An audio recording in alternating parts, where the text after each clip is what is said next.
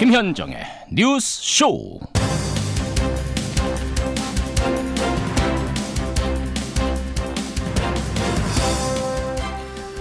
무려 42일간이나 멈춰섰던 국회 드디어 정상화가 됐습니다. 드디어 공장문 연 겁니다. 그동안 국민으로부터 받은 하청 주문 이제야 접수한 겁니다. 애청자 여러분 안녕하십니까? 여야의 극한 대립 속에 공전을 거듭하던 국회. 법안 처리는 당연히 제로였습니다. 공장으로 따지자면 국민들이 그렇게 많은 주문을 넣었는데 사장이 문 걸어 잠그고 주문 접수를 안 받은 겁니다. 이러면요, 당장 거래 끊죠. 국회가 하나다 보니까 어쩔 수 없이 거래 못 끊었던 국민 심정 제대로 헤아려서 이제부터라도 부지런히 일하는 국회 되기를 바랍니다.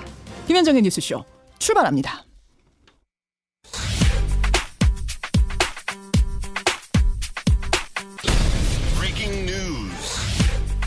김현정의 뉴스쇼가 주목한 오늘의 포인트 김정훈 기자 나와 있습니다. 어서 오세요, 김 기자. 네.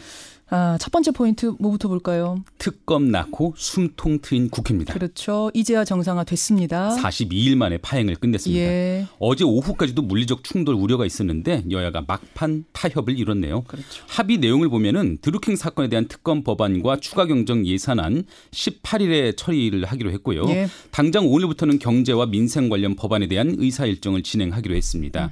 또 지방선거에 나서는 국회의원 4명의 사직서도 어제 처리가 됐습니다. 예. 또 이렇게 특검법 처리 순서 또 특검의 범위 등을 놓고 입장차가 팽팽했는데 아마 국회 공전 장기화에 대한 부담감 속에 여야가 한 발씩 양보를 한 것으로 보이네요. 그러니까 18일에 특검법하고 추경안을 동시 처리하자 이렇게 타결이 된 건데 근데 어제 이제 대원칙엔 합의를 했습니다만 이게 세부 사항으로 가면 좀 조절해야 될 게 많아요. 그렇습니다. 그렇죠. 일단 특별검사의 경우에는 대한변호사협회가 4명을 추천하면 여당을 제외한 야 3당이 이 중 2명을 추려서 대통령에게 추천을 하기로 했거든요. 그렇죠. 최종 낙점은 대통령이 하고요. 예. 다만 특검의 수사 기간이나 수사팀 규모 등을 놓고는 본회의 통과 때까지 여야 간 신경전이 이어질 것 같습니다. 또 특검 추천 과정과 수사팀을 구성하는 기간을 고려하면 아마 본격적인 수사는 6.13 지방선거 이후에나 가능할 것으로 보이네요. 그리고 어제 홍영표 민주당 신임 원내대표가 저희 출연을 해가지고 대통령을 대상에 포함시키면 그런 특검은 절대 못 받는다. 그러니까 대통령은 아예 배제하고 특검을 해야 된다라고 했는데 이 부분에 대해서 구체적으로 어떻게 합의가 된 건지 잘 모르겠어요. 네, 한번 이 얘기도 잠시 후에 저 한국당 인터뷰하거든요. 질문을 좀 해보겠습니다. 다음 소식까지요. 네, 토론회에서 폭행당한 원희룡 후보입니다. 얼마 전에 자유한국당 김성태 원내대표가 폭행당했었는데 이런 일이 또 벌어진 겁니다. 네, 원희룡 제주지사 예비후보 피습 사건. 그 사건은 어제 제2공항 건설 문제를 주제로 한 제주도지사 후보 토론회에서 일어났는데요. 예. 제2공항 성산업반대대책위원회 김경배 부위원장이 단상에 뛰어올라서 원 예비후보에게 계란을 던지고 주먹으로 얼굴과 팔을 폭행을 했습니다. 또 김 씨는 이어서 갖고 있던 흉기로 자신의 팔목을 그어서 또 병원에 실려가는데 그러니까 칼을 가지고 원희룡 후보한테 달려든 건 아니고 원 후보한테는 계란 던지고 칼로는 자기 팔목을 긋고 자해를 시도한 거죠. 그래서 병원에 실려갔는데 생명에는 지장이 없는 것으로 알려져 있고요. 원희룡 예비후보 측은 이번 사건이 정치 테러다 이렇게 밝히면서 오늘 입장을 발표할 예정이라고 하네요. 어떤 경우에도 이런 폭력은 용납될 수가 없는 거죠. 마지막 포인트 갑니다. 예루살렘 미 대사관의 유혈 사태입니다. 미국이 이스라엘 주재 대사관을 텔아비브에서 예루살렘으로 옮겼는데 결국에는 유혈 참사까지 벌어졌네요. 네, 어제도 잠깐 전해드렸는데요. 대사관 이전은 예루살렘은 이스라엘의 수도라는 미 정부의 선언을 했다는 것이죠. 예. 마찬가지로 예루살렘을 자신들의 수도이자 성지로 꼽는 팔레스타인 측은 강하게 반발을 해왔고요. 그렇죠. 결국 어제 새 대사관 개관식이 열리는 시간에 팔레스타인 가자 지구에서는 시위가 이어졌고요. 이스라엘군의 발포 등으로 시위대 55명이 숨지고 1,200여 명이 다쳤다는 소식입니다. 하루 만에. 네. 이야. 여기까지 보죠. 김정훈 기자 수고하셨습니다. 감사합니다. 청와대와 민주당은 특검을 즉각 수용하라. 지방선거 출마 국회의원 4명의 사직 처리를 간신히 마친 여야가 국회 정상화 후속 문제 등을 논의합니다. 당장의 급한 불은 끄더라도 향후 여야 강대강 대치가 불가피해 보입니다. 예, 6.13 지방선거에 출마하는 국회의원 4명의 사직서 어제 처리가 됐습니다. 대신에 오는 18일에 그러니까 이번 금요일이죠. 드루킹 특검하고 추경을 동시 처리하자는 데 여야가 합의를 봤는데요.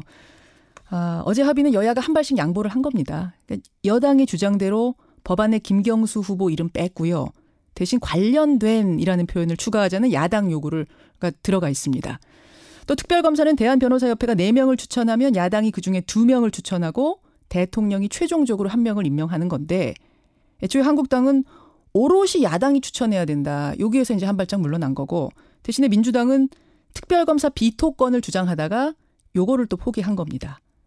그러니까 특검 임명하는 절차에 민주당은 끼지 않는 거죠. 예, 이런 식으로 합의가 됐습니다. 뭐 아무튼 대원칙까지는 합의가 됐는데 세부적으로 논의를 하자면 걸리는 게 또 많습니다. 그래서요. 한국당 입장을 들어보기로 하죠. 자유한국당 사무총장이자 공천관리위원장입니다. 홍문표 사무총장 연결하겠습니다. 홍 의원님 안녕하세요. 네, 안녕하세요. 홍문표입니다. 네, 사실 어제 오전까지만 해도 국회 앞에 모습이 심상치가 않았어요. 네네. 그래서 6탄 국회가 또 재연되는 거 아니냐 이런 걱정들 하셨는데 네네. 타결이 돼서 일단 다행이고요. 어떻게 한국당 네네. 입장에서는 좀 만족을 하세요? 어제 합의? 뭐 아쉬웠죠. 뭐 말할 수 없는 나는 이렇게 문재인 정부가 참으로 뭐 폭거라고 그럴까 국회를 이렇게 마비시키면서 국정을 이끌고 가는 것을 저희들이 너무나도 루텐다 홀에서 참 한심한 그런 자괴감을 가졌습니다마는 그러나 국회를 마냥 문을 닫을 수는 없기 때문에 예. 저희들이 양보를 해서라도 예. 국민의 최소한의 도리는 하자는 데서 대승적으로 저희들이 양보를 한 것입니다. 아니 국회 마비시킨 거를 지금 여당에서는 야당이 그런 거다, 한국당이 그런 거다고 하는데 한국당에서 보실 때는 또 여당이 그런 거라고 보시는 거예요. 지금 잘 아시는 바와 같이 이 국회나 국정의 전반적인 그 시스템의 작동이나 그 또 움직임의 하나하나는 여당에서 주도권을 갖고 있는 것이지 야당이 갖고 있는 건 아니지 않습니까? 주도권 가진 쪽. 그러면 국정을 뭐 여당이 운영하는 거지 야당이 운영하는 게 아니잖아요. 알겠습니다. 그런 의미에서 네. 그런 의미. 네. 홍문종 염동열 의원 체포동의안도 어제 상정이 됐는데 네. 72시간 안에 처리를 해야 되니까 이제 얼마 안 남았습니다. 네네. 한국당 입장 정하셨어요?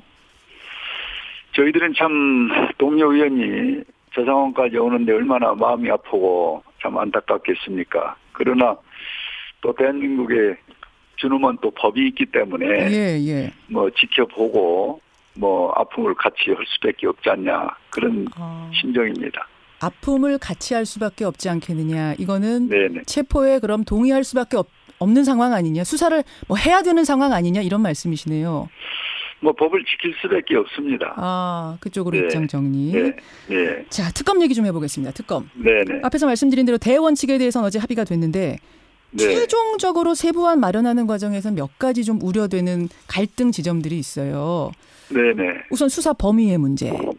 그렇습니다. 바른미래당은 문재인 대통령도 수사 대상에 넣어야 된다 이렇게 얘기를 했고 민주당에서는 그건 아니다. 문 대통령을 수사 대상에 포함시키면 그런 특검은 받을 수 없다. 이 상황에서 어제 합의가 됐단 말입니다. 네네. 이거 어떻게 명쾌하게 정리가 된 건가요, 홍 의원님? 이거는 이제 특검을 통해서 지금 말씀하신 부분이 밝혀질 수밖에 없다.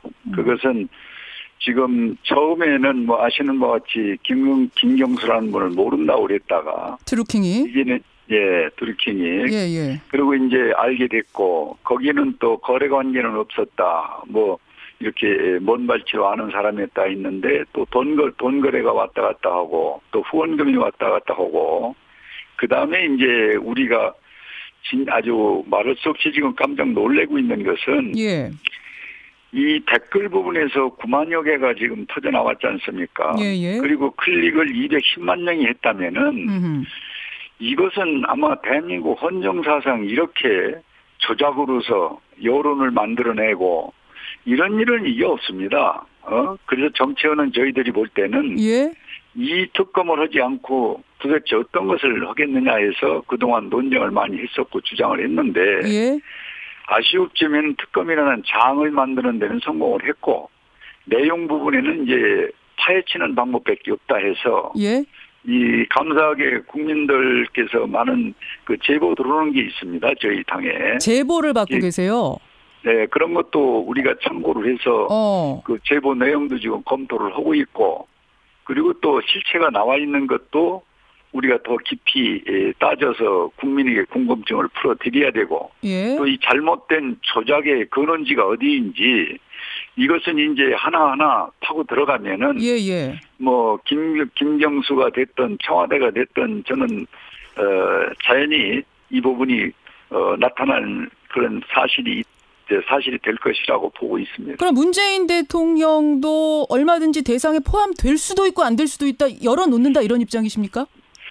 지금 이제 조사를 해보면은 특검이 시작이 되면은 전 그 부분의 고리가 어디까지 갔는지는 그걸 바로 밝히기 위해서 특검이 만들어진 거 아닙니까?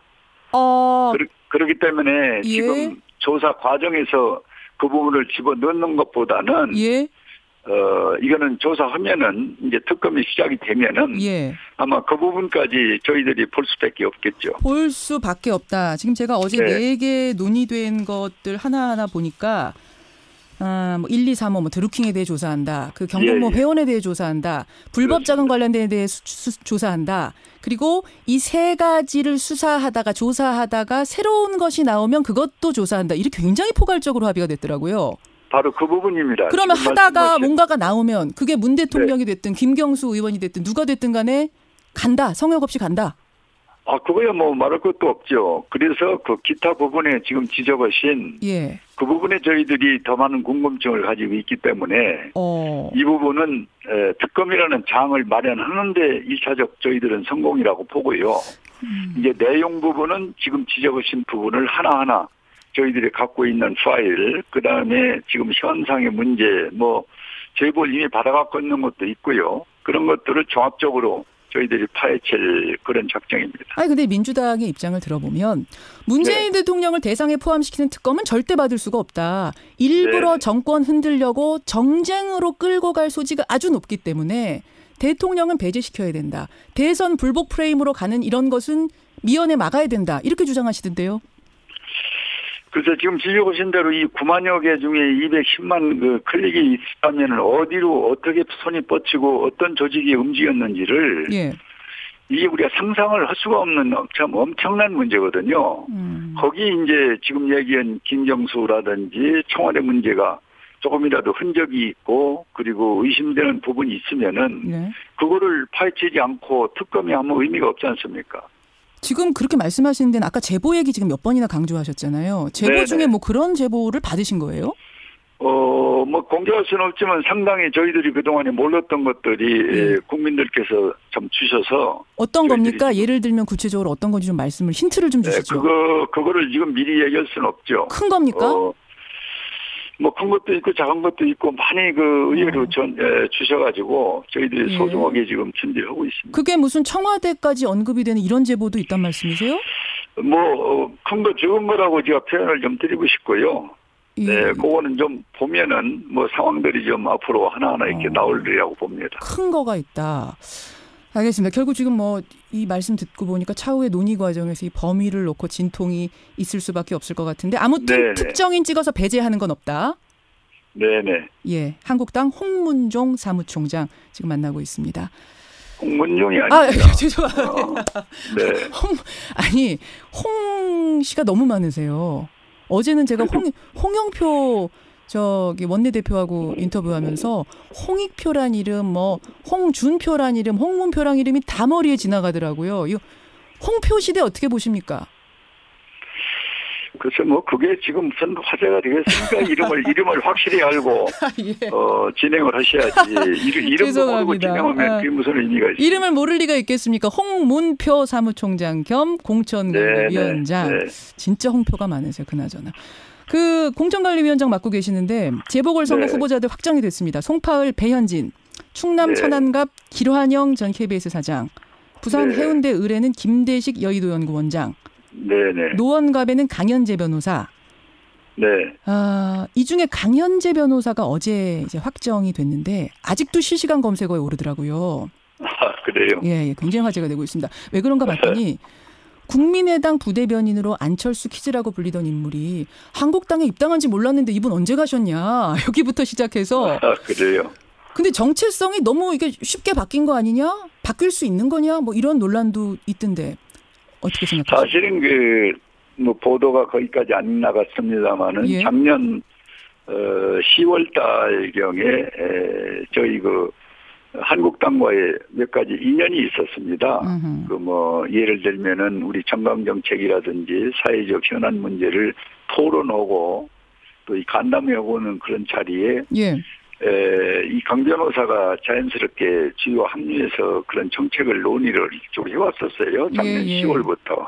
그러다가 요번에 이제 저 중책을 맡았는데 이제 국민들은 그 과정은 잘 모르시니까 갑자기 안철수 하다가 왜 이쪽으로 왔냐 이런 궁금증으로 이제 많은 분들이 지금 걱정을 하고 계신데 예.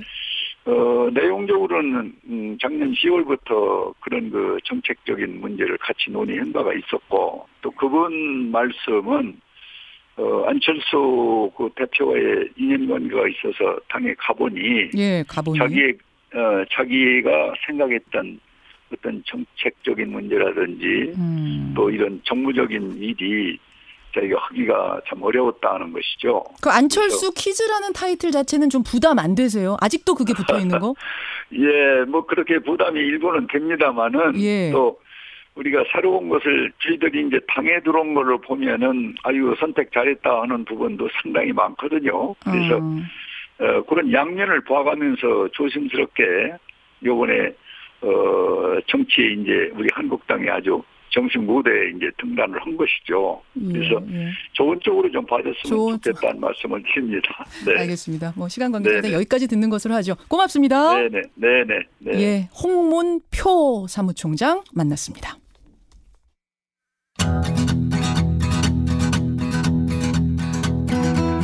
김현정의 뉴스쇼는 청취자 여러분의 참여로 이루어집니다. 트위터, 페이스북, 레인보우 게시판, 그리고 단문 50원, 장문 100원의 유료 문자 샵 1212, 우물정 1212 통해 참여하실 수 있습니다. 김현정의 뉴스쇼, 여러분과 함께 만듭니다. 김성환의 행간 시사평론가 김성완 씨 어서 오세요. 사람들이 저보고 김성환이냐고 자꾸 물어보더라고요. 저희 청취자들도 김성환으로 알고 문자 보내주시는 분 굉장히 많아요. 때때마다 바로잡을 수 없으니까 그냥 불러주시는 대로. 홍문표 의원도 그게 섭섭한 거. 자꾸 홍문종이라 그러니까. 저는 그 심정은 김성환 씨가 제가 이렇게 웃으면 안 되는 건데. 홍문표 사무총장 죄송합니다. 다시 한번. 홍문표 사무총장 김성완 씨. 오늘 행간 뭐가 고맙습니다. 이제 청취자들이 완입니다. 헷갈리시지 않을 것 같습니다. 뭐 가지고 오셨어요? 지난 8개월 동안 청와대 국민청원 게시판에서 가장 많이 언급된 단어가 뭘까요? 이 청와대가 지난해 8월 19일부터 올해 4월 13일까지 접수된 16만 건의 청원을 전수 분석한 결과를 내놨는데요.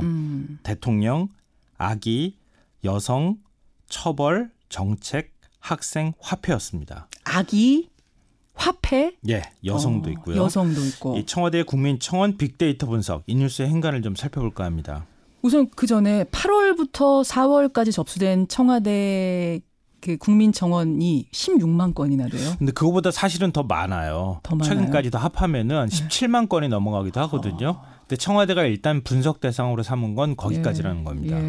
키워드별로 언급된 이유가 있을 것 같아요. 이 대통령은 개헌, 국민소환제, 박근혜, 이명박 등 전임 대통령 문제 여기에서 주로 언급이 됐고요. 대통령이 많이 나왔을 거는 당연한 것 같고 아기는 뭡니까? 아기는 아기용품 유해물질, 아동학대, 신생아 사망, 유기 문제 이런 거였고요. 여성은 성범죄 처벌 강화, 미투운동, 양성평등 교육 의무화, 난임 문제.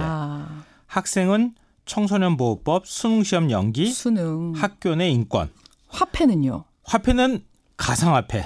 가상화폐, 비트코인. 삼성증권 배당 사고. 이런 데 주로 이제 언급이 됐는데요. 한 달간 20만 명 이상의 추천을 받아서 청와대 답변 요건을 충족한 국민청원이 총 27건으로 나타났는데요. 27건밖에 안 돼요? 네.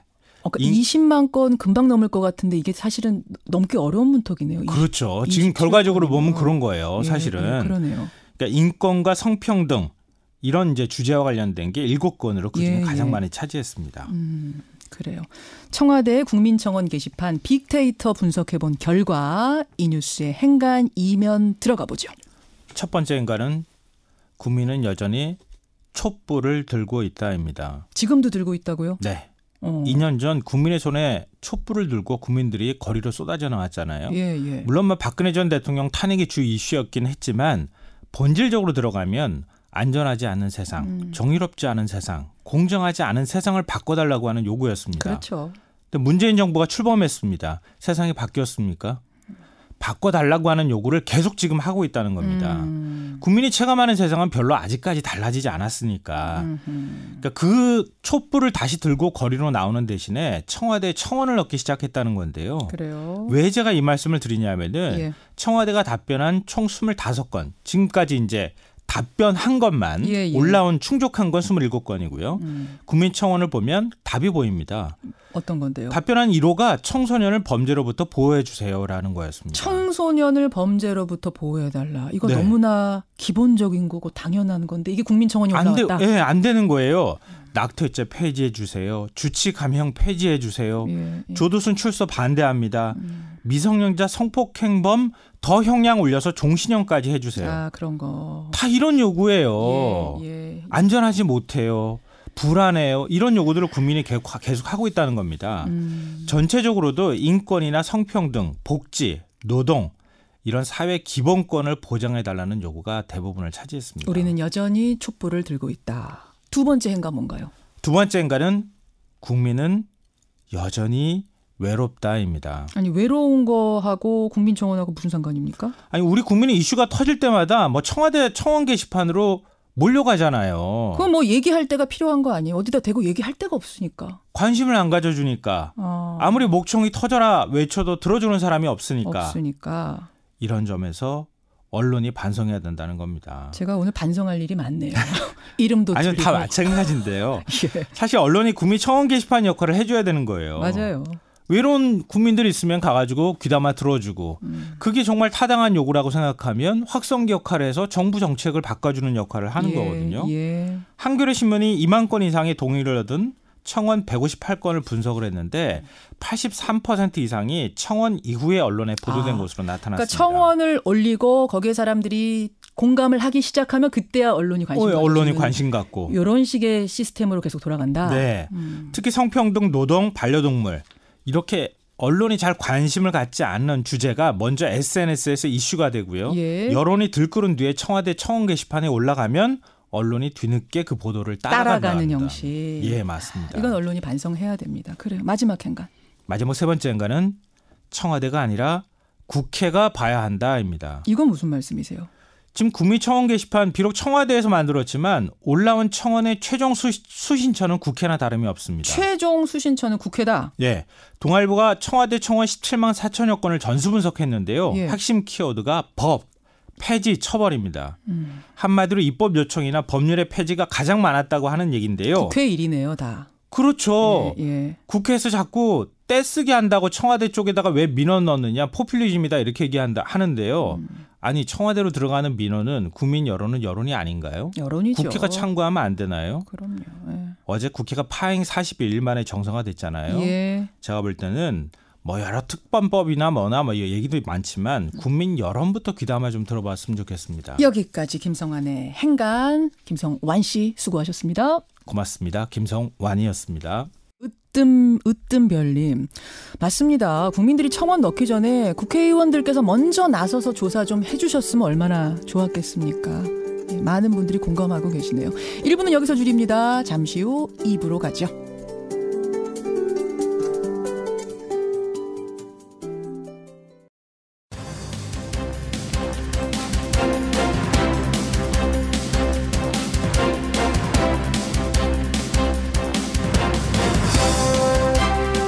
김현정의 뉴스쇼 2부 출발합니다. 오늘이 5월 15일. 이제 사흘 뒤면요. 5.18 광주 민주화운동 일어난 지 38년째가 되는 날이죠. 올해는 그동안 드러나지 않았던 당시 계엄군에 의해 벌어진 성폭행, 성폭력을 증언하는 여성들 목소리가 새롭게 터져나오고 있습니다. 이 중에서 여고생 때 계엄군으로부터 집단 성폭행을 당한 분, 그래서 여승이 된 분의 제보가 최근에 공개가 됐습니다. 이 이야기 여러분 직접 들어보시죠. 어제 인터넷상에서는요, 하루 종일 그 인천 고속도로 의인 얘기가 큰 화제였어요. 그 고속도로에서 어떤 운전자가 정신을 잃은 채 달리고 있는 걸 보고 이걸 경찰에 신고하는 정도가 아니라 그냥 그 차 앞으로 가서 그 차를 막아 선 겁니다. 그래서 멈춰 세운 겁니다. 동영상들 많이 보셨죠? 이 선행의 주인공 이의인, 제가 인터뷰에 모시려고 했더니 아니 이게 무슨 인터뷰거리입니까? 안 나가겠습니다 하시는 거를 제가 겨우겨우 모셨어요. 직접 만나보시죠. 그리고 화요일에 코너 뉴스닥 있는 날입니다. 박용진 의원, 전효옥 작가가 골라온 금주의 상한가 하한가 확인해 보겠습니다. 50원의 단문 100원의 장문 유료 문자 샵 1212 카톡 레인보우까지 열어놓고 출발합니다. 앞으로 사흘 후면 5.18 광주 민주화운동이 일어난 지 꼭 38년이 되는 날입니다. 사실 그동안에 여러 증언들 나왔고요. 자료들 나오면서 군부의 잔인함이 많이 드러났죠. 그런데 38년이 지나서야 세상에 드러나고 있는 사실이 하나 있습니다. 바로 당시의 계엄군과 수사관들이 여성들에게 집단적으로 성폭행, 성폭력을 자행했다는 겁니다. 최근 알려진 게요. 계엄군에게 집단 성폭행을 당한 뒤 정신적인 충격으로 병을 앓다가 결국은 승려가 됐다는 10대 여고생 얘기가 알려졌었습니다. 이 성폭행 피해자를 직접 만나고 그 사실을 세상에 알린 분이세요. 전 5.18 부상자 동지 회장 이지현 씨 직접 연결을 해보죠. 이지현 전 회장님 안녕하세요. 선생님, 반갑습니다. 네. 네네. 사실은 5.18 당시에 벌어진 이 무자비한 일들이 청문회라든지 뭐 여러 보도라든지 여러 루트를 통해서 많이 알려져 왔었잖아요. 네네. 성폭행 얘기는 근데 왜 여태껏 드러나지 않았던 겁니까? 그러니까 제가 이제 1989년 50 청문회가 열릴 즈음에요. 그러니까 자료 수집 과정에서 여고 1학년이 기가 중에 집단 성폭행을 당했다는 소식을 들었습니다. 그러면은 그게 이미 89년 얘기라는 말씀이잖아요. 네, 그렇습니다. 그러니까 이 이야기를 최근에 하신 게 아니라 89년에 이미 접하신 거예요? 그렇습니다. 피해자의 오빠께서 이제 저희 부상자회를 나오셨는데요. 예. 제가 청문회에 나간다고 하니까 우리 동상, 우리 엄니는 화병이 나버렸고 여동생은 미쳐버렸단 맛이. 그래갖고 여성이 되어버렸네. 동생이 청문회 가거든 꼭 좀 할 좀 풀어줬소니. 그래서 제가 89년 2월 22일에 전라도의 한 식당에서 그 여성과 이렇게 만나게 됐습니다. 자, 네네. 그래서 이제 이 이야기들을 접하신 건데 그러면 그때 바로 문제 제기를 하지 않으셨어요? 했지요. 했는데 하셨죠. 우리 회원들도 믿지 않았고 이제 50 청문회 때요. 그런 얘기를 했습니다. 이런 것들을 얘기를 해야 됐다고 하면서 했더니 국회의원이나 보좌관들이요. 아무리 악랄하지만 성폭행까지 당했다고 하면 누가 믿겠냐. 오히려 역공을 당할 수 있지 않겠냐. 막 그렇게 하면서 그 얘기하기를 굉장히 꺼려하더라고요. 아마 사회적 분위기도 그랬고. 이게 지금 지어낸 얘기 아니냐. 이걸 얘기하면 이걸 믿을 사람이 어디 있겠느냐. 오히려 이거 얘기했다가 다른 사건들까지 가짜라고 묻힐 수가 있으니까 그냥 우리 참자. 뭐 이렇게 된 거예요. 예. 그래서 제가 그 여성이 된 뒷모습. 그리고 이제 이순자와 노태우 부인 김옥숙이 환하게 웃는 모습, 이걸 대조시켜서 국민들에게 사실 제가 폭로하려고 했는데 이것을 제가 하지 못했습니다. 피켓 시위라도 하시려고 했는데 못하셨어요. 네네, 그렇습니다. 결국은 주변에서 말리는 바람에. 말렸고 저도 그냥 강하게 이걸 해야 됩니다라고 사실을 할 용기가 없었습니다. 자, 그래서 그 당시는 이제 묻혔던 겁니다. 묻혔던 것이 이제 사회적 분위기가 되고 또 이 여고생뿐만 아니라 다른 여성분들도 하나둘 용기를 내기 시작하면서 이게 이제 사회에 알려지기 시작한 건데 선생님 그 89년에 여고생, 그러니까 집단 성폭행 당했던 여고생이 직접 만나신 거예요? 예, 만났는데요. 그래서 이제 물었습니다. 그랬더니 말을 못하고 울더라고요. 고개만 끄덕. 오빠도 울고 저도 울고 여성도 울고 그랬습니다. 그러니까 그 여성분은 이미 5.18이 일어난 지 이제 9년 뒤니까 성인이 돼서 승려가 된 채 나타난 거였고. 네네. 80년 여고생 때는 도대체 어떻게 무슨 일을 당했다고 증언을 하던가요? 그러니까 80년 5월 19일 그날이 이제 광주의 공수부대가 이제 투입된 날입니다. 예. 그 그 여학생은 이제 집에 가던 중에 공수부대에 맞고 납치당해서 인근 야산으로 끌려가서 뭐 당한 것이죠. 아니, 그러니까 무슨 시위 도중에 끌려간 것도 아니고. 아닙니다. 그냥 집에 가는데 군인들 몇 명이 나타났대요. 한 대여섯 명 됐답니다. 그래서 트럭에 실려가서 그렇게 당했고, 그 혼자만이 아니라 트럭에 실려간 여자들이 한 서너 명 더 있었다고. 한 짐승마도 못한 놈들이지라고. 예. 서너 명을 더 트럭에 실어서. 예, 여자들만 실었답니다. 반항하면 때리고 이러면서 야산까지 끌고 갔다.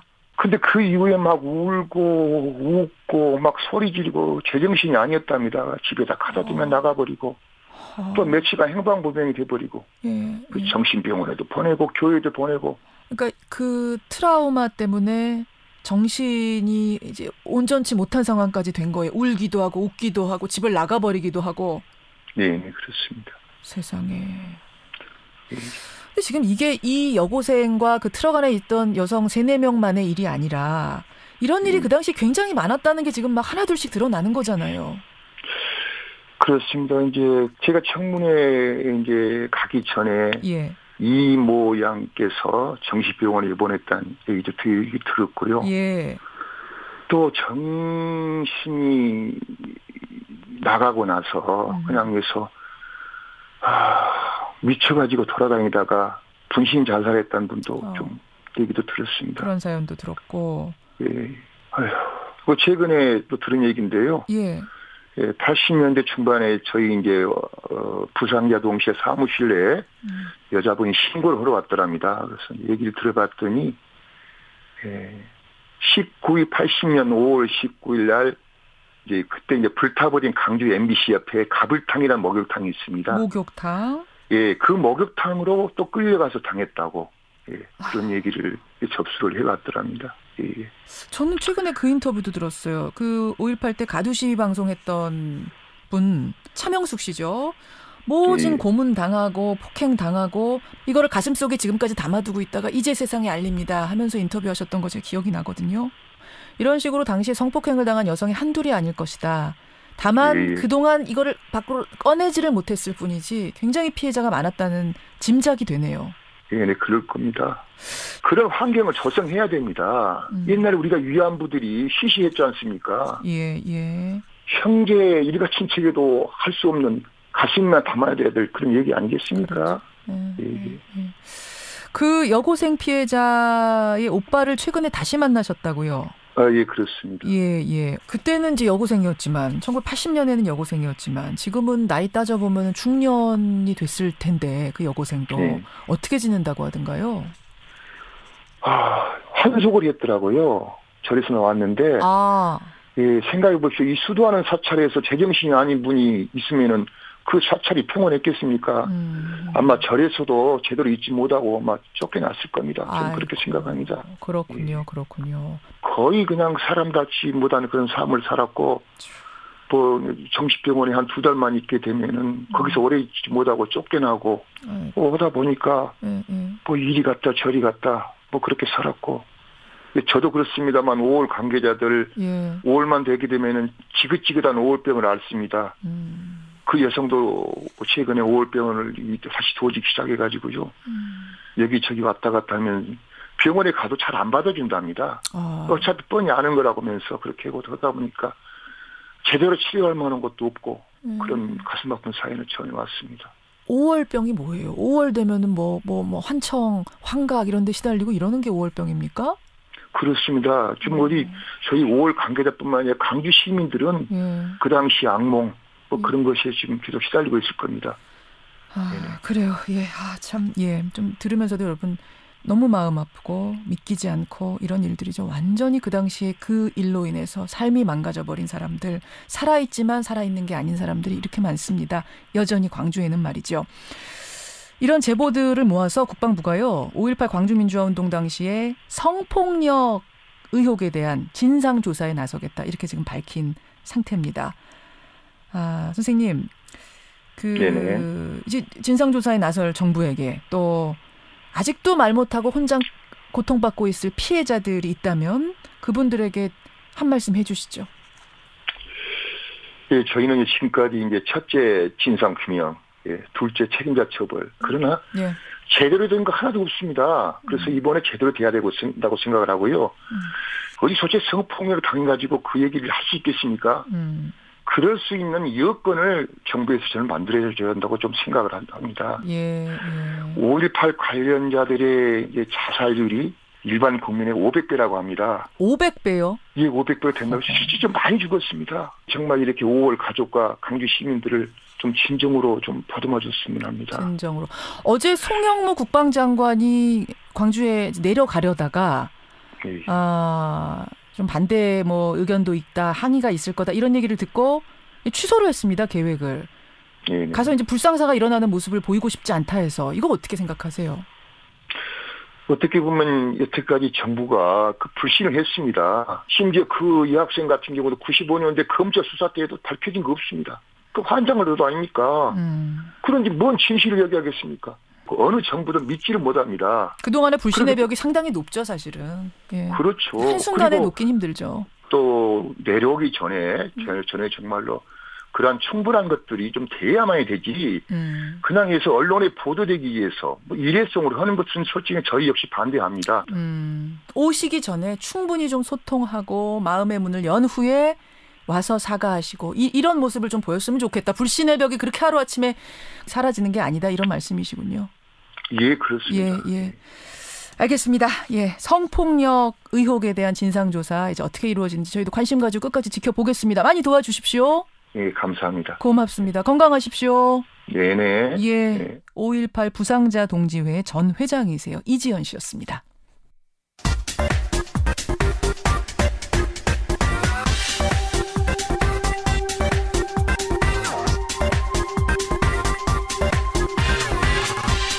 미국에는 나스닥, 우리나라엔 코스닥이 있다면 뉴스쇼에는 뉴스닥이 있습니다. 뉴스쇼 증권시장 뉴스닥.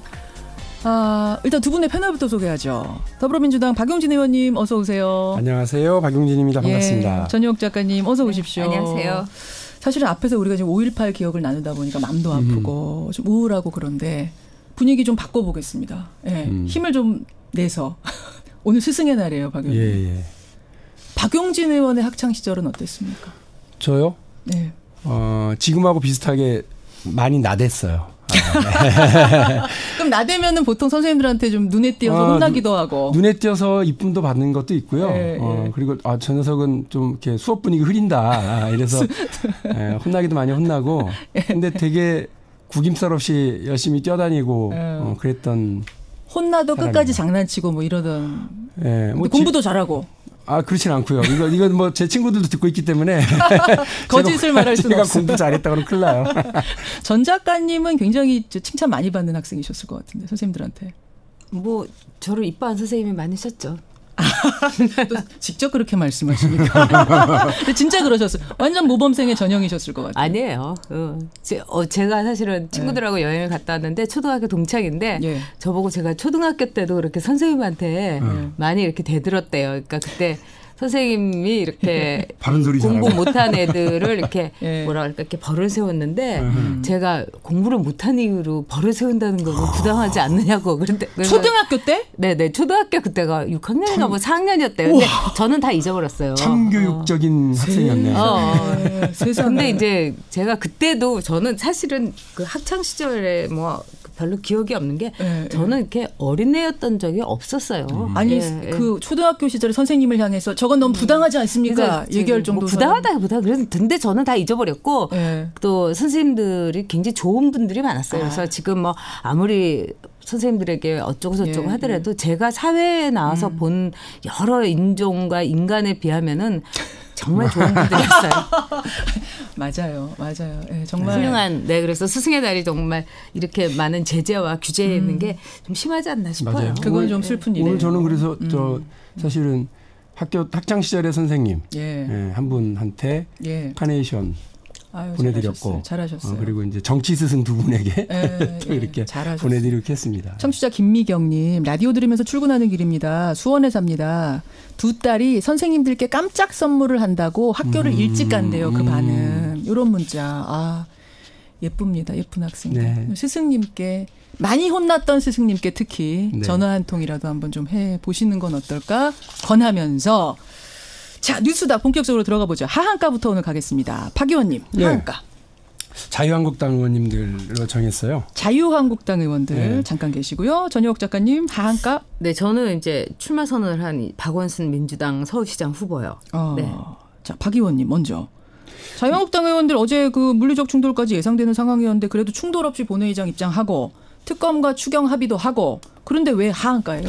아니 그러니까 그나마 다행이다라고 표현하는 분들이 있으시던데요. 곰곰이 들여다보면 그나마 다행이라고 하는 게 기대치가 워낙 낮으니까 그 국회가 보여주는 모습에서 어제 뭐 본회의가 열렸다. 국회가 정상화됐다. 이런 면에서 그나마 다행이라고들 하는데 실제 자유한국당이 42일 동안 국회를 공전시키고 발목을 잡은 대가로 얻은 것 치고는 너무 답답하잖아요. 이게 아주 가깝게 얘기하면 5월 4일 날 이미 특검 받겠다고 그 당시 우원식 원내대표가 제안을 했고 그와 관련해서 그래서 추경은 그러면 우리가 심사해서 넘어가자. 나머지는 다 원래 해야 되는 거예요. 어제 통과시킨 4명의 국회의원 사직서 처리는요. 그냥 행정적 절차거든요. 그렇죠. 그걸 안 들어주겠다고 하는 것 자체가 너무 웃긴 거여서 추경도 국회의 역할고 임무니까 정부가 잘 짜왔는지 봐야 될 거 아니에요.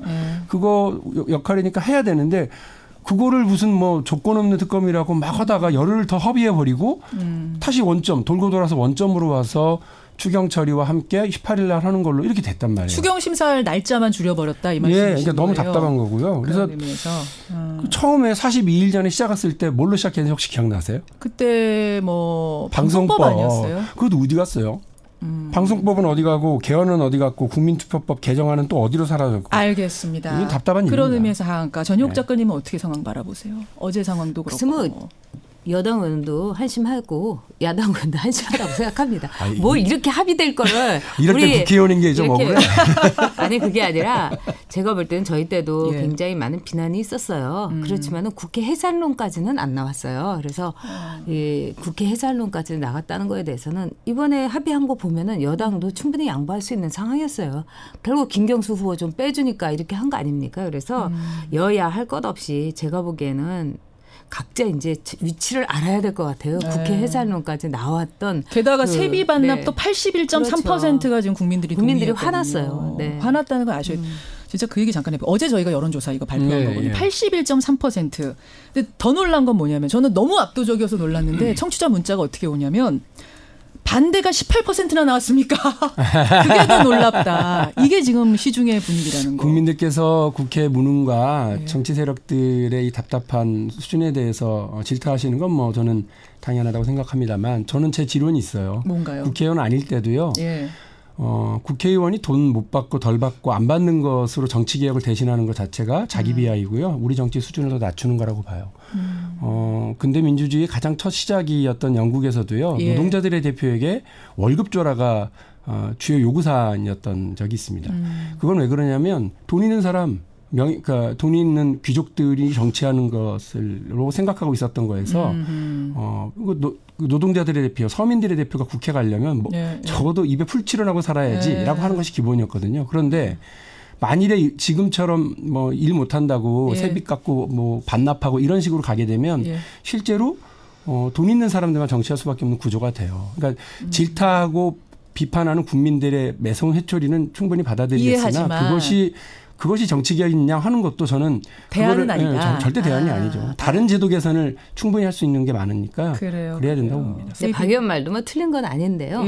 제가 국회의원이니까 좀 이상하네. 국회의원은 국민이 이제 선택을 해갖고 고심해서 뽑은 한 표로 뽑은 대표예요. 그렇죠. 사랑하죠. 지지했기 때문에 뽑은 거고. 근데도 이렇게 세비를 반납하라고까지 나온 거는 아들이 정말 아들 사랑하죠. 딸 사랑하고. 그렇지만 정말 못되게 울 때는 용돈 안 줄 때 있어요. 그거하고 똑같은 거예요. 오죽하면 그렇겠어요. 그럼요. 그런 부모의 심정이다.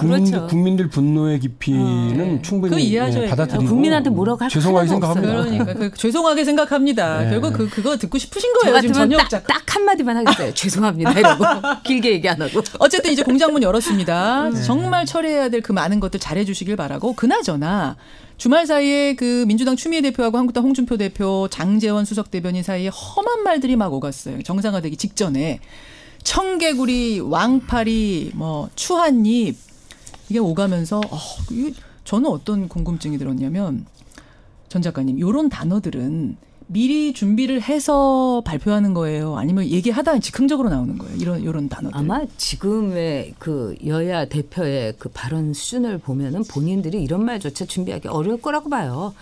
보통 이제 이 자기 언어를 생성할 수 있는 사람은 평소에 그래도 이제 내공도 있고 콘텐츠가 확보돼야 되는데 지금까지 이제 두 당의 주요 두 당의 원내대표를 비롯해서 대표의 말을 들어보면 이거는 자기 콘텐츠가 아니라 결국 당직자가 써준 거에 대해서 좀 이렇게 칠을 하고 자기의 언어로 거기다 올라타는 건데 제가 보기엔 여기 올라타는 게 물타기가 아니라 정말 심각하게 불을 지르는 쪽으로 간다는 점에서 좀 이렇게 씁쓸하죠. 아니 지금 전 작가님 이제 저 대변인을 지내셨던 분이니까 당직을 하셨던 분이니까 이거 딱 보면 아시잖아요. 써준 건지 자기 얘기인지. 예전에는 어떻게 하셨어요? 박근혜 그 당시 대표.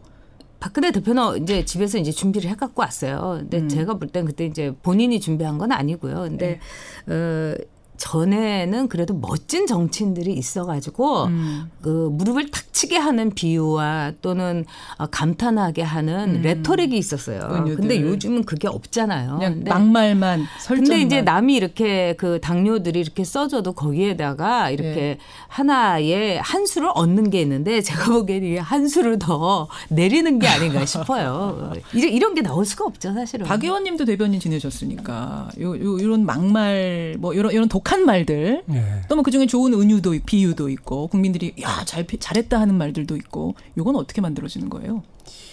그러니까 뭐라고 해야 되나? 그러니까 이 정치권의 말들이 이렇게 험해지면 실제로 피곤해지는 건 국민들이거든요. 그렇죠. 그러니까 이렇게 안 하는 게 좋다라고 말씀을 드리고 두 번째로 죄송하다 말씀을 드리고요. 오늘 죄송할 일이. 근데 이제 정치권에 이제 우리 이제 전 작가님도 대변인 지내셨고요. 대변인 업계에 이제 오래 남는 얘기 중에 하나가 박지원 의원이에요.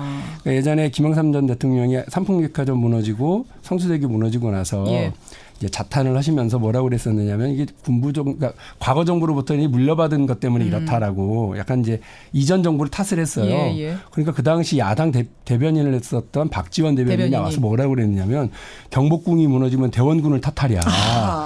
이러면서 그 이제 이전 정부에 대한 탓을 이렇게 하는 것 전 정부를 비판하는 적이 있었거든요. 그러니까 그렇게 그냥 한마디로 그 어떤 허를 찌르고 하는 것이 필요하지. 정치인들의 말이 너무 직설적이고 독하고 표현이 거칠어지면 국민이 피곤하다. 그 다음부터는 이제 그 서로 웃는 낯에는 침 못 뱉는데 이제 막말을 하는 그 상대에게는 이제 막하게 돼. 감정 싸움이 되는 그러니까 거죠. 좋지 않다고 봅니다. 그럴 수 있겠네요. 지양해야죠. 막말 얘기까지 잠깐 나눠봤고 전혁 작가님은 하한가로 박원순 시장을 골라오셨어요. 네. 지금 잘 나가고 있는데 왜 하한가입니까? 우리가 이제 뉴스닥인데 주식시장의 예를 들어보면은 굉장히 그 기본 자산이 있는데 그 R&D에 즉 기술 개발에다가 전혀 투자를 하지 않는 그런 그 회사들이 있어요. 근데 이번에 이제 예비후보로 등록을 하고 이랬는데 제가 보기에는 이렇게 삼선에 대한 서울 시민들의 피로도가 있음에도 불구하고 굉장히 좋은 공약을 매일매일이라도 발표할 줄 알았는데 거의 눈에 띄는 공약이 없어요. 그러니까 부자 몸조심 정도가 아니라 어떻게 보면은 이 지지도라는 거는 문재인 대통령이 보태준 지지도고 사실 박원순 시장의 시정에 대해서는 뭐 평가가 여러 가지로 갈리고 있는데도 불구하고 이 연구 개발에 정책 그 공약이라든가 이런 거에 전혀 투자를 안 한 듯 한다는 건 굉장히 유감스러운 거죠. 그래서 부자 몸조심 정도가 아니라 이 우리가 복싱 경기를 보게 되면은 인파이터가 있고 그다음에 아웃복서들이 있어요. 그러니까 머리가 좋고 아주 세를 잘 읽고 이런 사람들이 아웃복서를 하는 적이 있죠. 그러니까 영리하게 피하고 그다음에 잽을 이렇게 잘게 날리고 그런데 입장료를 주고 들어간 관객의 입장에서는 이 링이라는 거를 아웃복싱 하기에는 링이 너무 넓다 이렇게 생각할 수가 있어요. 그렇기 때문에 너무 노력하지 않고 있다. 이런 생각이 들죠. 그러니까 잘 나가는 입장에서는 괜히 말 잘못했다가 설화 휩쓸릴까봐 몸을 이렇게 뭐 조금 움츠리게 되는 이런 심리가 작용하고 있는 거라고 보시는 거예요. 그냥 좀 시간만 벌자 이러는 것 같아요. 시간 벌자. 그러니까 6월 13일까지만 그냥 이렇게 이대로 이렇게 가면은 뭐 그냥 시간 벌자. 그리고 내가 아니냐. 나서서 공약이니 뭐 여러 가지 문제를 이렇게 제시해서 이렇게 능동적인 선거 운동을 해봤자 뭐 그거 소용없으니까 그냥 소극적으로 쫙 물밑으로 가면서 이 뭐 말하는 거는 이번에 예비 후보로 이제 일찌감치 등록한 것도 어떻게 보면은 선거 지원 요청이 많아서 유세 지원을 많이 하겠다 뭐 이런 뜻인데 이것도 어떻게 보면 다음 선거를 위해 갖고 더 많은 구청장과 더 자기의 그 입지만을 생각하는 거지 정말 서울 시민들에게 논쟁을 불러일으킬 만한 정말 화끈하고도 또 아주 공부를 많이 하고 투자를 많이 한 공약이 눈에 띄지 않는다는 게 참 유감스럽죠. 지금 이 이야기를 들으시면서 박용진 의원이 계속 갸우뚱 하셨어요. 근데 이제 입장을 바꿔 생각을 해보면 물론 지지율이 엎치락뒤치락하고 있기는 합니다만 혹은 지고 있으니까 경기의 남경필 지사가 뭐 특별한 걸 내놓는다 이런 거 들은 적이 없어요. 현 지사. 그러니까 이제 그 도전자인 사람한테 이렇게 막 이상한 프레임 씌우려고 하는 상당히 좀 실망스러운 이런 모습들을 보이고 있을 정도고 그리고 이제 다른 그 자유한국당이 집권하고 있는 지역도 마찬가지예요.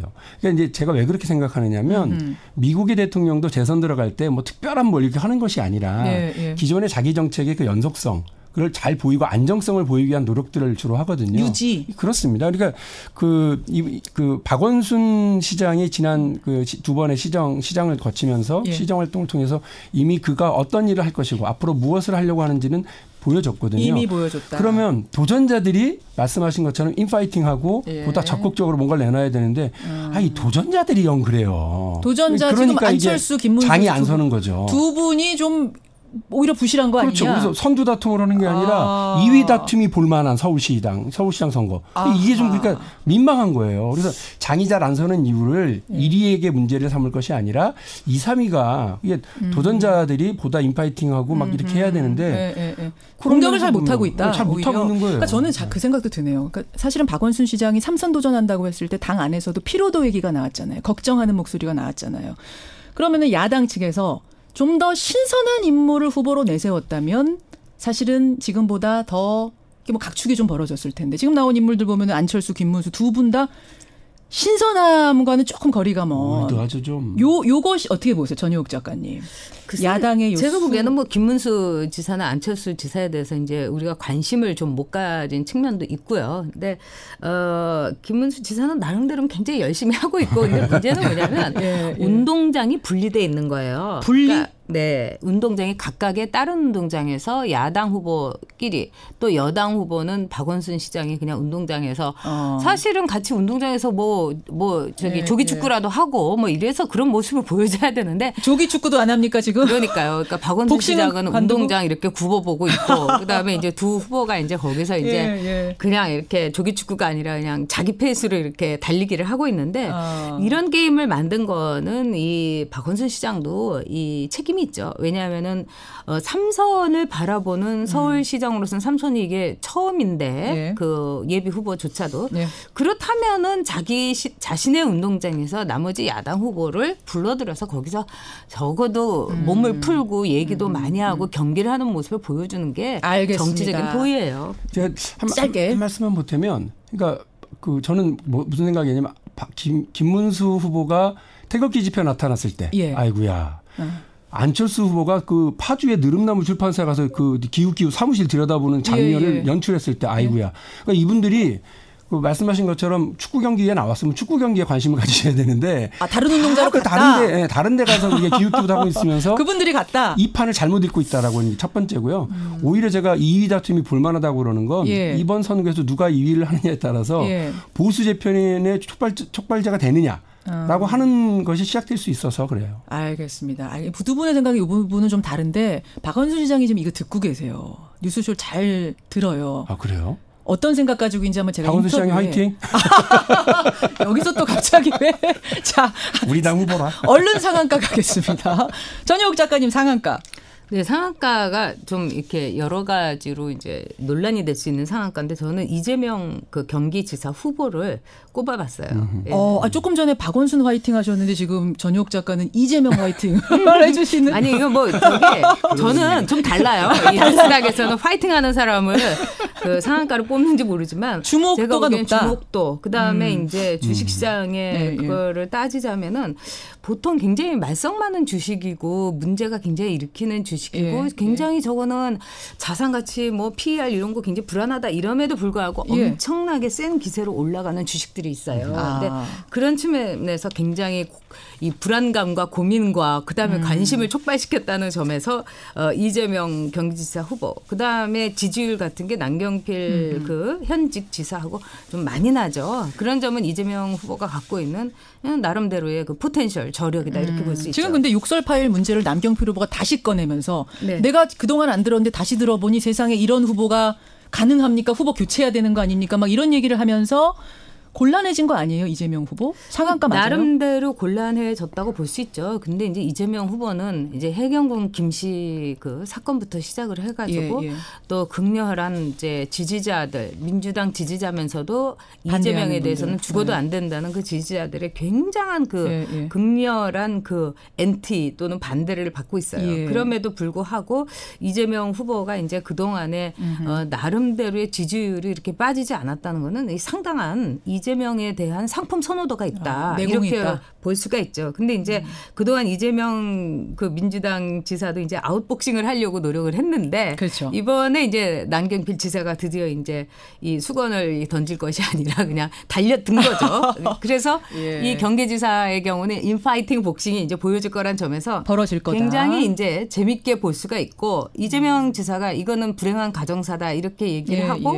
여기에 대해서 이제 앞으로 뭐 남경필 후보가 지니고 있는 아들의 성추행, 마약, 그다음에 여성 유인 뭐 이런 거 같은 거를 이제 이런 거 우리 얘기하지 않는 거 아니냐 이렇게 나온 거는 결국 그거를 앞으로도 들고 나오겠다는 점에서 글쎄 이 굉장히 더티게임이 될 수도 있겠지만은 또 한편에서는 눈길을 모을 수 있다는 점에서 굉장히 의미가 있다. 여기서는 봅니다. 제대로 복싱이 벌어질 것 같다라고 보시는 거예요. 경기도 같은 경우는. 아마 굉장할걸요. 굉장할 거예요. 그게 무슨 복싱이겠어요. 거의 드잡인데. 드잡이 아니 제가 볼 때는 남경필 지사 약간 실망이에요. 그러니까 저는 되게 이렇게 좀 뭐라 그럴까 깨끗한 정치 이미지가 있었던 분인데 이 정치도 유도처럼 낙법이 중요해요. 떨어질 때 떨어지더라도 안전하게 떨어져야죠. 지금 남경필 지사는 이 드잡이 마구잡이 유도를 하면서 머리부터 떨어지고 있는 격이거든요. 그렇게 크게 다치십니다. 이러다가. 왜냐하면 아니 무슨 뭐 이번에 말고 충격을 받았다. 마치 처음 말하는 것처럼. 지난 대선 때 국민들 다 들었어요. 안 들으셨나 보죠. 어쨌든 그러면 너무 무관심하신 거지 정치 너무 정치에 무관심한 거다. 그러니까 이런 걸 가지고 연극하는 거라고 보시는 세상 거예요? 충격을 받았다면서 남의 가정사를 이렇게 들이대시는데 솔직히 말씀드려서 남경필 지사가 남의 가정사 문제 삼아서 선거운동할 입장이냐. 그러시면 안 된다는 본인도 거예요. 본인도 걸리는 거 많지 않느냐. 이럴 때일수록 전공법을 하실 필요가 있고 이럴 때일수록 낙법에 유의하셔서 해야지. 머리부터 갖다 꽂으시면 어떡해요. 본인이 다치신다. 실망이에요. 기본적으로 볼 때 저는 안 들었어요. 이재명 후보의 그 욕설 나만 파일을. 들었나? 저는 이걸 왜 안 듣냐면 저는 뭐 이른바 지금 우리 기억에서 사라져가고 있는 걸 다시 꺼내고 싶진 않은데 뭐 오양 비디오, 뭐 비양 비디오 이런 거 안 봤어요. 왜냐하면 저는 제가 그런 모습을 타인이 보기를 원치 않아요. 그렇기 때문에 그걸 안 보는 게 한 인간으로서의 품이라고 생각을 합니다. 그런데 마찬가지로 이게 제가 보기에는 그 가족의 일이에요. 그래서 사생활이기 때문에 더구나 그거는 본인이 공의하에 이루어진 녹취 파일이 아니고 그렇기 때문에 안 듣고 안 보는 것이 저는 나름대로의 제 원칙이에요. 그런데 이런 거에 대해서 서로 이렇게 얘기하게 된 배경은 뭐냐. 왜 남경필 지사가 이것을 꺼냈는가. 이건 우리가 한번 볼 필요가 있는 거죠.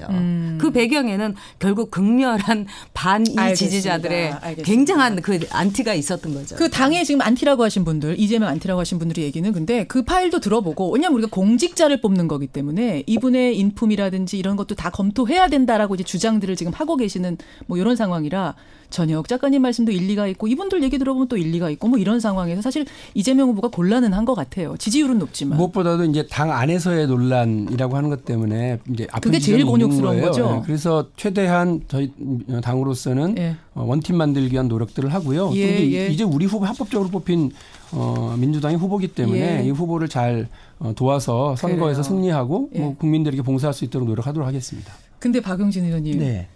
지금 상한가 말씀하셔야 되는데 네. 40초 남았어요. 빨리 하겠습니다. 빨리 하겠습니다. 우리 누구예요? 상한가 양보할게요. 새로운 원내대표 홍영표 원내대표 다행히 어제 저랑 인터뷰를 오래 하셔가지고. 예. 그러니까 지난 금요일 날 선출됐는데 예. 뭐 숨도 돌릴 틈 없이 그냥 이렇게 바로 김성태 원내대표 찾아가고 예. 어제 어쨌든 꼭지를 딴 거예요. 고생하셨고 앞으로도 야당에게 많이 양보하시고 예. 대통령과 소통하고 우리 의원들과 소통하고 국민들과 소통하면서 예. 좋은 국회 모습을 보여주시길 거라고 기대해서 상한가 드립니다. 예. 야, 10초 남았어요. 아, 그래요? 더 하세요. 역시 대변인 출신. 홍영표 화이팅. 홍영표 화이팅으로 오늘 뉴스다.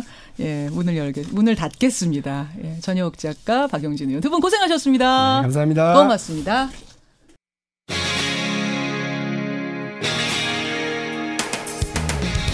여러분께서는 지금 CBS 라디오 김현정의 뉴스쇼를 함께하고 계십니다. 지난 주말 제2서해안 고속도로에서 이상한 일이 벌어졌습니다. SUV 차량 한 대가 중앙분리대를 쭉 긁으면서 달리는 겁니다. 그대로 두면 영락없이 대형 사고로 이어질 수 있는 그런 상황이었는데요. 그때 어디선가 세단 한 대가 나타나더니 문제의 SUV를 앞질러 갑니다. 그리고는 쾅 하고 일부러 자신의 차량하고 추돌 사고를 내서 문제의 SUV 차량을 멈춰 세웁니다. 예. 한 운전자의 용기와 기지가 발휘되는 순간이었는데요. 이 상황이 고스란히 담긴 블랙박스 영상이 지난 주말부터 내내 화제가 되고 있죠. 저희가 찾아봤습니다. 예, 그 차량의 주인공을 찾아봤습니다. 일명 인천고속도로 의인 한영탁 씨 오늘 화제 인터뷰에서 직접 만나보죠. 한영탁 선생님 안녕하세요. 예, 안녕하세요. 일단 몸은 좀 괜찮으세요? 예, 몸은 괜찮습니다. 그러니까 지난 주말 비가 부슬부슬 내리던 그 토요일 맞습니까? 예, 토요일이요. 무슨 일이 벌어진 거예요? 앞에 그 차가 가는데 예. 차 한 대가 그 고속도로 중앙분리대를 비비면서 가더라고요. 어느 정도나 달리고 있었어요? 그렇게 쭉 그으면서? 그것까지는 제가 모르겠습니다. 그 앞차들이 다들 차들을 피해서 가고 있길래 저도 그 차 옆을 지나가면서 예. 그 운전자를 이렇게 봤는데 크락션을 울려주면서 예. 운전자가 쓰러져 있더라고요. 쓰러져 있어요? 네네. 핸들에? 아니요. 그 조수석 옆쪽으로 쓰러져 있더라고요. 조수석 옆쪽으로. 그런데 엑셀레이터를 밟고 있으니까 직진을 하는 겁니까? 엑셀레이터를 밟고 있었고 핸들은 그 약간 왼쪽으로 중앙 분리대 쪽 방향으로 꺾여져 있더라고요. 예. 그렇군요. 자, 그런 상황을 보면 다른 차들처럼 피해야지 이렇게 생각을 하거나 아니면은 조금 더 정의로운 분들은 나 경찰에 신고를 해줘야겠구나 이 생각을 하게 되는데 내가 가서 부딪혀서라도 달리는 차를 세워야겠구나라는 생각을 어떻게 하신 거예요?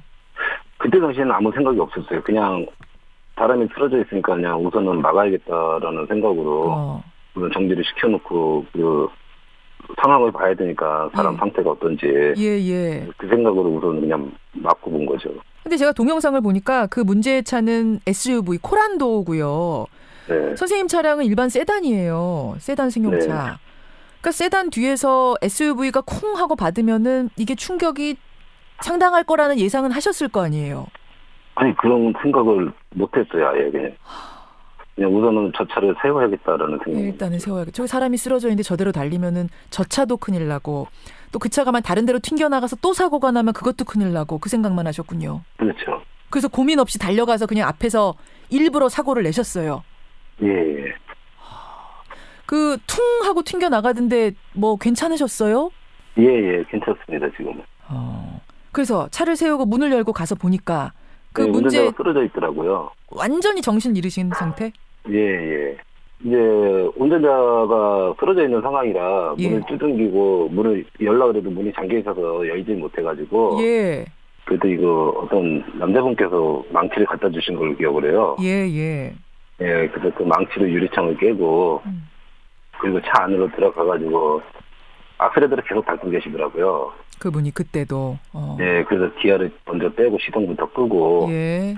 그리고 나서 흔들어서 선생님 괜찮으세요? 그랬더니 눈을 살짝 뜨시는데 눈이 이제 풀려 있는 눈 있잖아요. 예, 정신이 없으시더라고요. 그 일종의 기절 상태 같은 거셨군요. 예. 그러니까 술을 많이 드셔서 뭐 이런 거 아니고.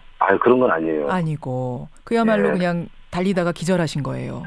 예. 세상에. 그래서 어떻게 하셨어요? 그래서 그 눈은 좀 뜨시길래 이분이 돌아가신 분은 아니구나라는 생각에 119에 신고 좀 해주세요 부탁을 하고 이제 계속 선생님 일어나세요 그러면서 좀 주물러드리고 정신 차리세요. 제가 한 거는 그 정도밖에 안 되거든요 사실은. 근데 이제 너무나 이렇게 언론에서 갑작스럽게 이렇게 전화가 오고 하니까 저도 이제 많이 좀 부담스럽고 그런 상황이에요. 그냥. 사실은 우리 한 선생님은 저희가 인터뷰 이제 섭외 전화를 드리니까 아니 뭐 이런 일 갖고 그러냐고 좀 안 나가겠다고 고사를 하시다가 지금 저희가 겨우 설득해서 오늘 나오셨는데 대단하신 겁니다. 장한 일 하신 거예요. 모르겠습니다. 장한 일을 한 건지 어떤 건지 모르겠는데요. 차는 꽤 찌그러졌을 것 같은데 선생님 차. 뒤에 담바가 좀 주저앉으면서 푹 찌그러지고 이제 그 깜빡이 정도 깨지고. 이게 뭐 사람 살리려고 한 거지만 어쨌든 앞에 가서 고의로 교통사고를 낸 거라서 보험 처리가 어떻게 되나 모르겠어요. 그 부분은 그 보험사 측에서 전화가 왔어요. 그분 보험사한테? 예, 고맙게도 잘 처리를 해주셔서. 다행입니다. 예. 다행입니다. 게다가 한 자동차 회사에서 우리 회사에서 나온 신형차를 선물하고 싶습니다. 이렇게 연락을 했다면서요. 네, 그렇게 전화가 왔었습니다. 전화가 왔어요. 그래서 뭐라고 하셨어요? 그래서 좀 부담스럽습니다라고 이렇게 말을 하면서 저도 예, 상황이 많이 부담스러운 상황이잖아요. 솔직한 얘기를요. 그랬더니 그랬더니 뭐 홍보용으로 쓸 것도 아니고 뭐 그러시면서 말씀을 하시더라고요. 그냥 회사 차원에서 해주신다고. 뭐 새 차를 받아서가 아니라 사실은 그런 뭐 이야기가 온다는 것만으로도 이게 얼마나 뿌듯한 일입니까? 그래도 많이 부담스럽습니다. 어쨌든요. 계속 부담스럽다고 하세요. 우리 선생님은. 아니 가족 있으시죠? 예. 어떻게 가족분들이 어떻게 되세요? 결혼하셨어요? 예. 자녀도 두시고? 예. 뭐라고 자녀들하고 아내가 뭐라고 합니까? 아이들은 아빠 그러셨어요? 봤어요? 그냥 그러고 말던데요. 자녀가 나이가 어떻게 되길래요? 고3, 고1, 이제 초등학교 6학년. 그래서 세 자녀가 아빠 봤어요? 이러 끝이에요? 예. 아이들은 그렇고 부인께서는 좀 왜 그렇게 나셔졌어요 하고 걱정하진 않으셨나 모르겠어요. 아니 집사람도 뭐 평소 하던 대로 그냥 똑같아요. 아내도 잘하셨어요? 야, 그 아버지의 그 자녀, 그 아내입니다. 가족 분위기가 이러니까 뭐 망설임 없이 가서 또 그런 일을 하셨겠죠. 사고 후에 당사자분 SUV 차량 운전자분하고는 통화해 보셨어요? 예, 어제 오전 중에 전화가 오셨어요. 예. 고맙다고. 예. 근데 목소리 들으니까는 많이 좋아지신 것 같아가지고 저도 정말 다행입니다. 이 정도로 얘기했습니다. 왜 그러셨다 그래요 그날? 그거는 저도 모르겠습니다. 그러니까 제가 안 물어봤습니다. 몸이 안 좋으셨던 거겠죠. 뭐 알고 운전을 하신 건 아닐 테니까. 예. 감사하다고 인사하시고. 예. 생명의 은인 아닙니까? 그렇게까지 표현을 하시면은 그렇습니다. 제가 이런 의인분들하고 인터뷰하면 항상 이런 식이세요. 별것도 아닌데 왜 그러냐고 계속 그러시는데 저는 뭐 그 말씀이 더 울컥 감동적입니다. 네. 하루 종일 어제 큰 화제가 됐고 많은 분들이 칭찬글 올려주신 거 보셨어요? 그거는 좀 많이 봤는데요. 예. 너무 이제 관심을 가져주시니까는 한편으로는 고맙기도 한데 당사자는 많이 부담스러워요. 좀 그만 좀 해주셨으면 좋겠어요. 그만 좀 해주셨으면 좋겠어요. 예. 경찰에서 표창장도 지금 수여할 걸 고려하고 있다고 하던데. 예, 말씀하시더라고요. 그럼 받으러 가셔야 되는 건데 경찰서에도 한번. 그것도 부담스러우세요? 근데 그 정도는 다 하는 거 아닙니까? 누구나. 다 하는 거 아니니까요. 야, 그러니까요. 다 하는 건데 이게 다 하는 게 아닌 세상이 됐어요. 그게 어떻게 보면 씁쓸한 건데요. 이런 분들이 좀 많아졌으면 좋겠습니다, 선생님. 예. 제가 그 말씀으로 우리 국민들 대표해서 감사 인사 드릴게요. 네, 감사합니다. 예, 복 많이 받으실 겁니다. 예, 선생님도 복 많이 받으십시오. 예, 아유, 고맙습니다. 예, 감사합니다. 인천 고속도로 의인이라고 주말부터 시작해서 어제 하루 종일 화제가 됐던 분이죠. 한영탁 씨 연결해봤습니다.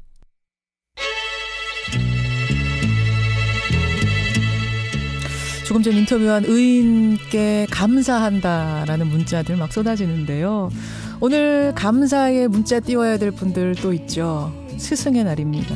지금의 내가 있게 해주신 고마운 스승들 생각하면서 김현정의 뉴스쇼 룰루의 To Serve With Love 들으면서 인사드리죠. 내일 뵙겠습니다.